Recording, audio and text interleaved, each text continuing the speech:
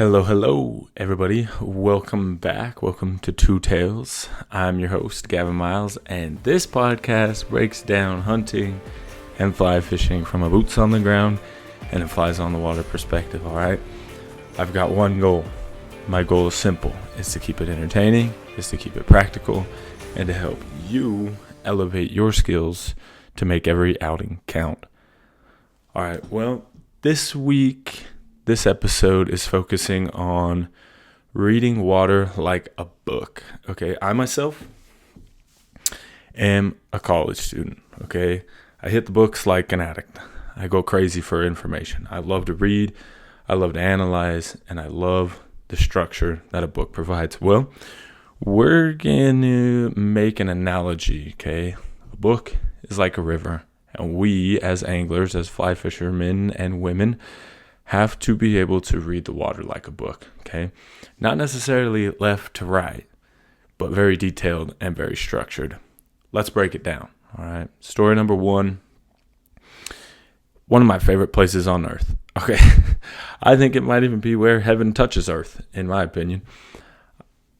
We're going to tell a story about the Green River, okay? One of the most famous fly fishing rivers in the world, I might argue.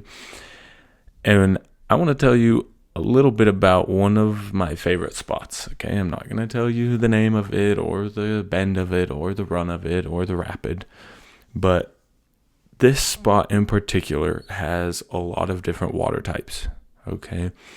It's got a pool, it's got an eddy, it's got a seam, a run, a riffle, all in one, I would say maybe 50-yard span of river. Okay, so it's all pretty condensed into this one little area, but I love it. And I love it for that exact reason. There are so many different water types that the fish can hang out in at different times of the year, at different water temperatures, in different depths. For example, this specific trip was kind of in the middle of April, early spring. If any of you guys have ever fished there, let me know your favorite fly below. But in early spring, I love fishing it for the blueing olive hatch. So the blueing olives are coming off at this time of year, and the conditions on this particular day were warm but not hot. It was blue and overcast skies. It would kind of switch between the two on this day, and it was really temperate weather. There wasn't much wind, there wasn't rain, there definitely wasn't snow, right? So it was kind of your picture perfect day out on the water. Flows were about 700 CFM for the river at this time, which is pretty great for wade fishing, which I was doing. I had hiked up the Green River on that wonderful trail they have there adjacent to the river, and I had started to fish kind of mid-morning, right, in this spot, and within the span of about an hour, I had caught upwards of 15 fish out of these different sections of this of the spot, right? I had caught a couple from the pool, I had caught a couple out of the little back eddy there, I had caught a couple from the seam, a bunch from the run, and also a pair from the riffle, right? So we need to jump into what each of those are a little bit. What's a pool? What's a back eddy? What's a seam? What's a run? And what's a riffle? Well, if you stay tuned, that will be in future episodes. We will jump into the definitions, what they look like, how deep they are, how fast the water rate is going through. And that's a story for a different time, right? But now let's focus on what each of those mean for the fish and why the fish love those places, okay? So in this story, in that hour span, I didn't just cannonball into the middle of the river. That would be crazy. But I picked it apart slowly, okay? Similar to our book, remember? How do you read a book? Well, you go left to right. When I'm fishing a particular part of the river, I always like to start close to far. Okay, left to right in a book, close to far on a river, always. Why, might you ask? Why do you start close to far? Well, maybe the close part of the river as you're entering is holding fish. And you might not know that till you're already ankle or knee deep and you start seeing fish dart which way and the other, right? So we always want to start close to far and work the water in that way. That helps us more than anything ensure we're not spooking the hole before we get to where we want to, right? If my flies can touch the water before me as an angler, my success rate just went right up, right? So I'm going to fish close to far and pose you a question. Have you ever entered the river and seen that happen? You're stepping down carefully, methodically, and boom, there goes a fish darting out from the undercut bank that you didn't realize? Or have you started to push into the river a little further to get to that seam that's kind of in the middle and seen kind of a school of fish move away with you as you're going deeper into the river because you spooked them? No way, that never happens to any of us, right? Wrong. I would argue that happens to the best of us. I think it happens to everybody that fly fishes eventually, right? So keep that in mind next time you hit the water. Let's start close and work away from us, okay? Just like a book, left to right, fishing close to far. I think you'll be better off if you do that. So that's kind of the first takeaway from this story, and that's something that I did. I implemented that not only in that spot on the Green River, but I've done that in local tailwaters, local springs, local creeks, and I've also had success in doing so. For example, there's this creek, if you will, a stream that passes through a canyon, and it's relatively small, definitely smaller than the Green River. The Green River is gigantic. So we're talking creek fishing at this point, where you have similar water systems, water types, but they're on a smaller scale, right? So there I am, riverside on the creek bank, trying to dissect where the different parts of the pool is, the run is, and ultimately I had identified the seam that I was wanting to hit, and I was running a dry dropper rig, right? I've got a dry fly up top, and I've got a little nymph down below. If you can't tell already, we're talking fly fishing setups. I've got my rod, or I've got my reel, I've got my hat, and there I am using this equipment, and I realize the fish aren't swimming away, but they're also not eating my flies. They're not taking the nymph. They're definitely not looking up to see the dry, but they weren't spooked, it didn't look like. They were kind of just holding tight right on the bottom of the river. So why did they do that? I was asking myself. I thought, that's weird behavior. Why would a fish not want to eat a free meal as it's floating right past its face? This water was so low, it was so clear. I could see all of this perspire from behind a little bush that I was sat on. And I thought to myself, well, I did skip the bank and I did skip the pool as I reached over to get to the seam.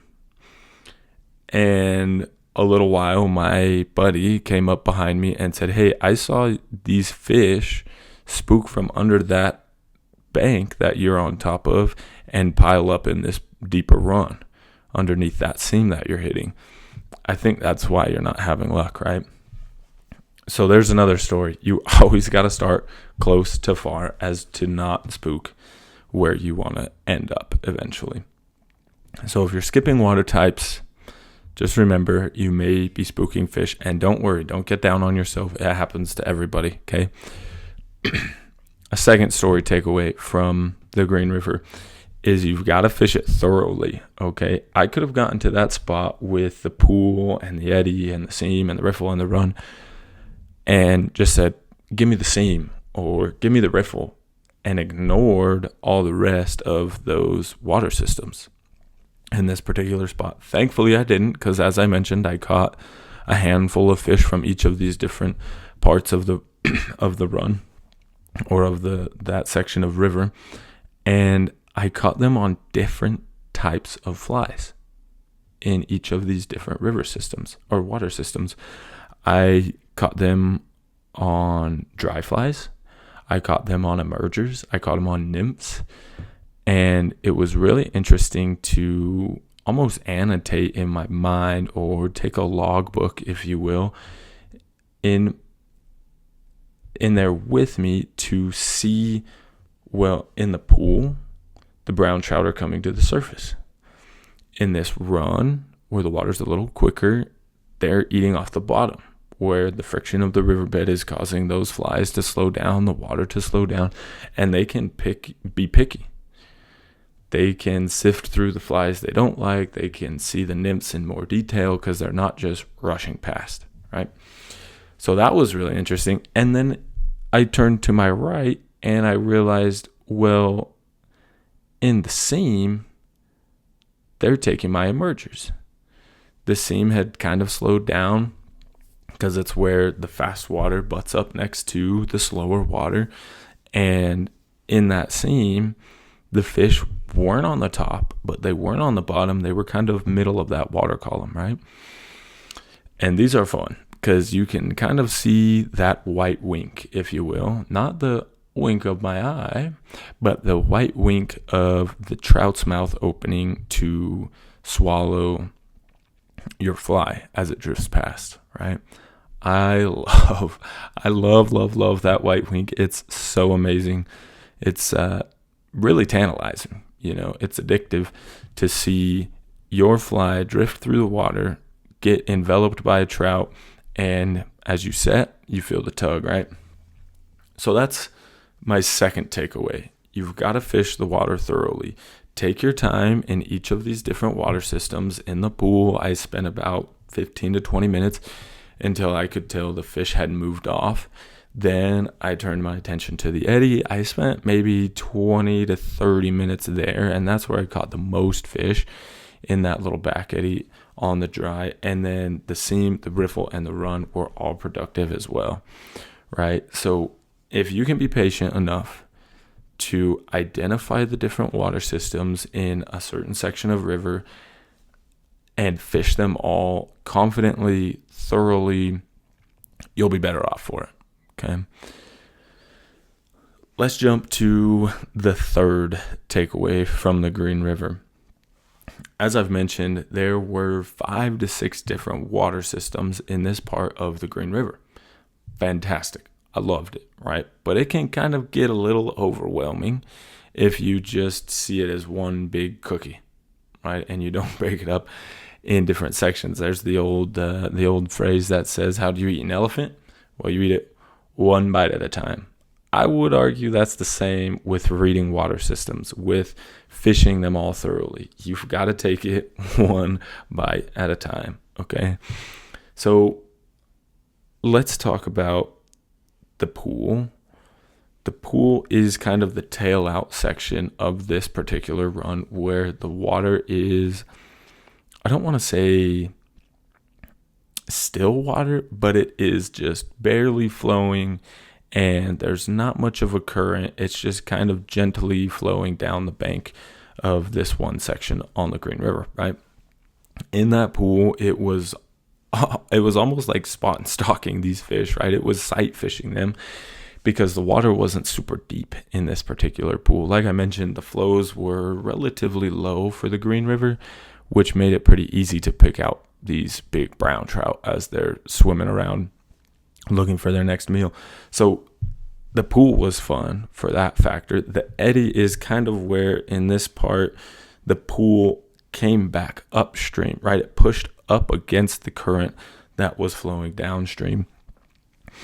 And eddies can be kind of picky water, right? They can have some weird drag on your line as you have your flies out on the water surface.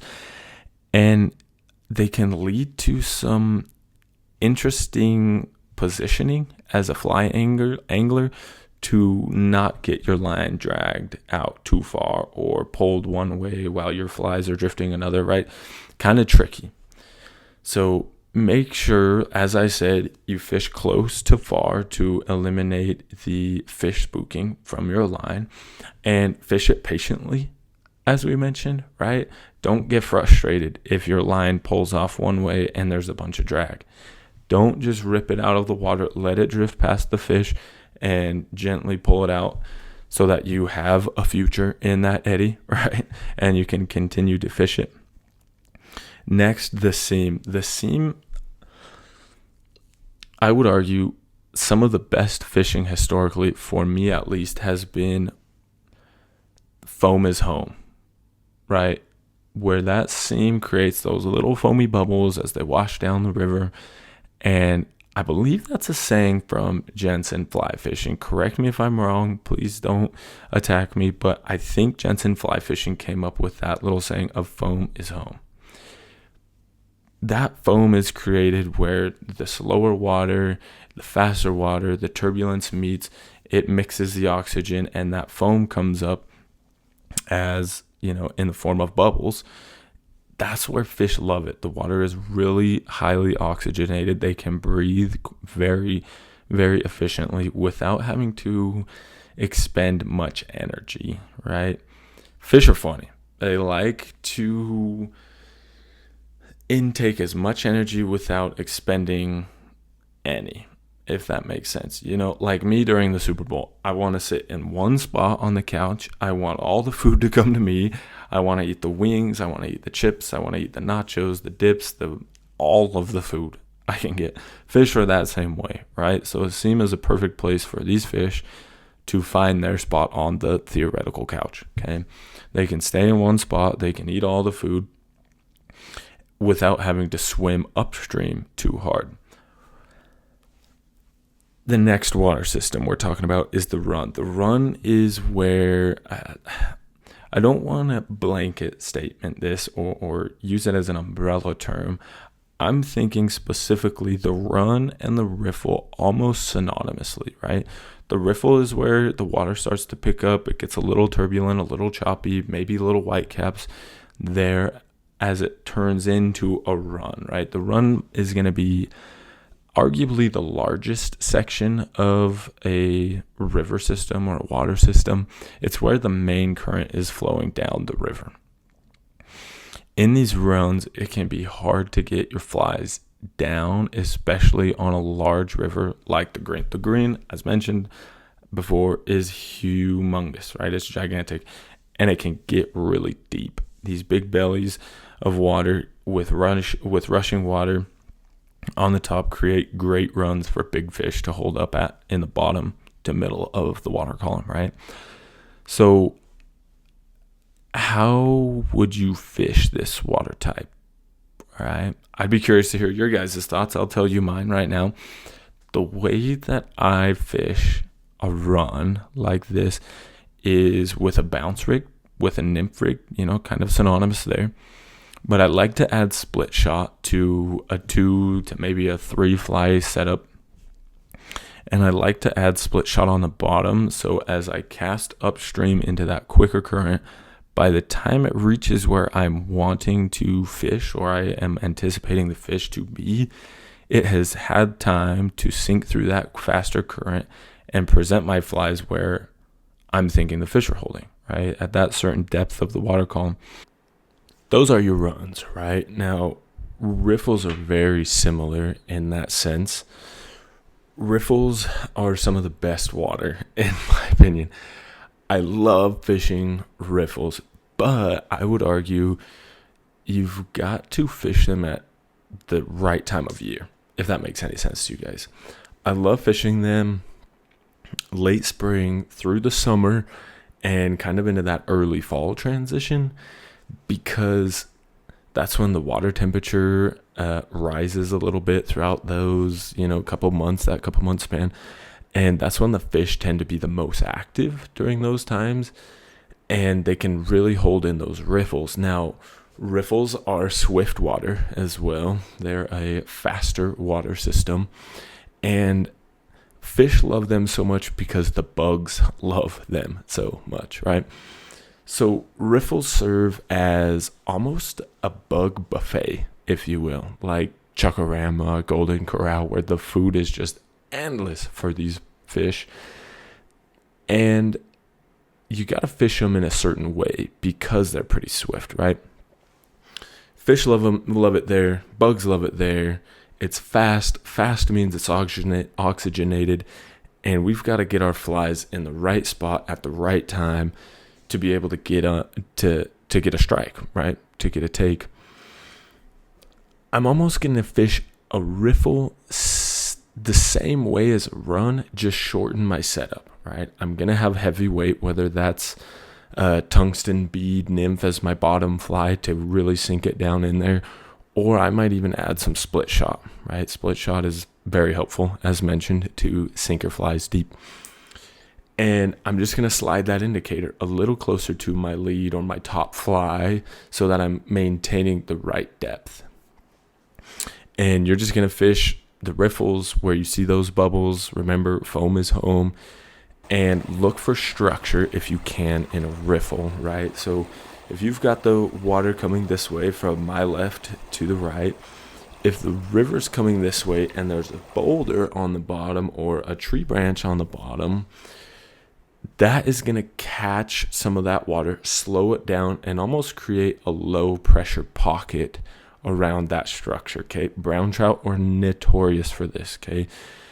They love the structure more than any other fish I've ever experienced, right? They're going to be hung up very tight, not only for the ease of fishing and maintaining their spot in the river, but also for a predatory standpoint. It's a lot harder for these birds of prey to swoop down, snag them out of the water, and take them home for dinner.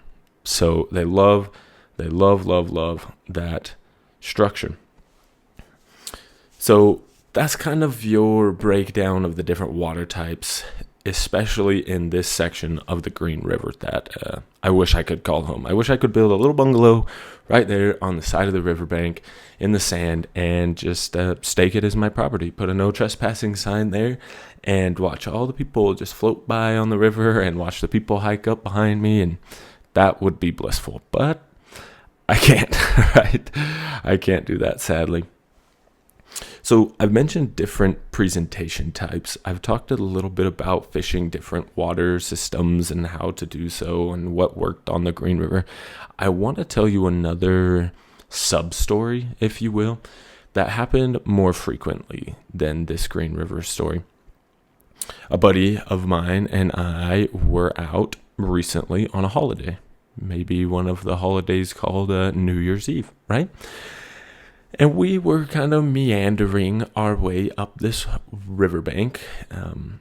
I feel like I'm okay to disclose the location of this river or the name of this river because it's pretty famous. It's called the Provo River. Big surprise. I live in Utah County, and the Provo River is very close to my house. So oftentimes we find ourselves fishing the lower, the middle, the upper, you name it. So this particular story, that buddy of mine and I were fishing low flows, like almost as low as my voice low, okay? And we were out there on the water. I was fishing a bounce rig. I thought there's not going to be much topwater action right now. It's a cold morning. I hadn't seen many bugs coming off of the water nor fish rising. So we were both kind of running a similar rig, right? I've got my split shot on the bottom, 2 flies, my lead fly being a midge pattern, if you will, and then a nymph on the bottom. And I didn't have much luck. Now, I know better than this, and maybe this is confession time, if you will, but I should have changed my presentation way before I did. I just kind of got stuck in my old ways, and you guys know old habits die hard, right? And this habit is one that I can't seem to kick completely. But I was fishing my nymph rig, my bounce rig, with one of those beautiful little Oros indicators. You guys all know the one I'm talking about, the foam indicator. that splits apart like a globe. You twist it in the middle, and it's got the little hook in the inside of the foam. So you run your line through it, you twist it back on. It's wonderful, beautiful design. Oros, double thumbs up. The Oros indicator's kryptonite, however, is the splash. It's kind of a ruckus trying to cast this indicator, this foam indicator, on the river without making much of a scene, right? So I had fished this setup for probably 45 minutes, okay, with not much action. Maybe a bite here and there, the old stick fish, right? The old Loch Moss monster, if you will, off the bottom of the river. And I was kind of kicking myself. Why am I not catching fish? What's going on? And if there's anything I've learned in fly fishing, it's typically that the fish aren't wrong. It's that I'm wrong in one way or another. I'm the problem, right? I'm the common denominator in these fish. So I took a second. I took a step back. I tried to analyze what I was doing, how I was doing it. And the takeaway from this story is to adjust your presentation to what the water requires. We were fishing low flows, very clear water, and that big kerplunk, not the best in this situation, right? So I took the time to change out my indicator to a New Zealand wool indicator. For those of you who may not know what a New Zealand wool indicator is, it's okay, don't stress. It's literally exactly what it sounds like. It's wool. Okay, doesn't have to be wool from New Zealand necessarily, merino wool, but this indicator is so delicate. It's so soft, okay? It works miracles in low flows and clear water. The presentation is so much more fragile. It's so much more intricate when it lands on the water that really the only splash is from your nymphs, from your flies, if you will. So sure enough, I fished this one run. It's kind of an S turn, right? We all love S turns. And there's a few different water types that I'm trying to hit on this bottom turn or bend with the Oros indicator, and I can't seem to pull fish out. I'm like, what? I know there's fish in here. This is a beautiful run. I've got to have some fish on the end of my line. Well, I fished it for probably 10 minutes, realized that problem, switched it all out, went up maybe 15 yards up the river with this wool indicator on, and started casting the same two flies, the same depth, and the same split shot. The rig, the setup, identical, except for the indicator, right? And within the first maybe 3, 4, 5 casts, I had my first fish. Then within another, 3, 4, 5 casts, I had my second fish. I even got a third strike out of that little pocket that I was fishing. And that goes to show you that adjusting your presentation, or that presentation is king, right? There's nothing more important than presentation when it comes to fly fishing. You could have, say, the wrong size of fly, and fish will still take it. I promise you guys, fish will still take it if the presentation is pristine, right? Presentation is key. That's the big takeaway from this story about the Middle Provo. So maybe let's go over some ideas or ways that you can adjust your presentation. We've got change the depth or the length of your setup. On the Green River, there's many different depths. That river's huge. And so you've got to be adjusting that for the different parts that you're fishing, right? If the river's 15 feet deep, okay, maybe we lengthen our nymph rig to get down to the bottom where the nymphs are going to be floating through the river, right?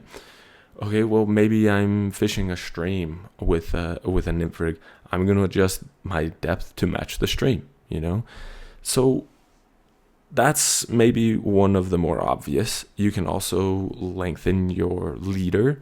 You can lengthen your tippet. You can size down your tippet or size up your tippet for that matter. You can use a different indicator like that story I just mentioned. There's so many ways. I would almost say there are infinite ways to adjust your presentation, but That is the key, okay? Don't ever forget that. I really appreciate you guys tuning in. That's all that I've got for today. I will leave you with a leaving lesson, though. Just as I was mentioning, presentation is king. Please don't forget that. But I would say I'm going to leave you guys with this lesson. And I'll see you next time. Fish it all, guys. Fish it all. See ya.